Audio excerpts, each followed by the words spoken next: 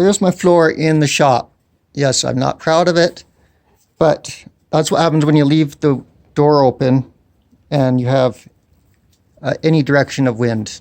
Actually, a west wind is probably the worst because it circles around and it kind of, this is a bit of a vacuum, not really a vacuum, but acts as a vacuum, and it draws the dust in and the grass and everything. So I'm going to demonstrate how to use nature to sweep the shop floor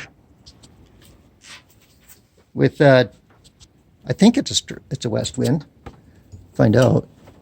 So it's not that strong. It's not bad. I don't know. I was at the wrong angle, but it actually worked pretty good. Now I'm going to finish off with this rigid blower just to get the edges and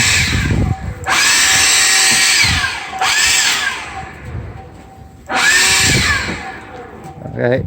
I'm going to shut this off and then I'll show you before and after shot. I should have set it down. But anyways, it works pretty good. It kind of blows stuff into the corners, so then I'll have to go into the corner and blow it out with this. Now, okay, there is the after shot.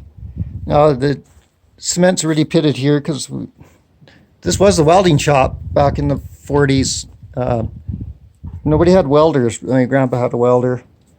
40s and 50s, welders were really rare, and it was that welder. That was an old General Electric buzz box, and it works good.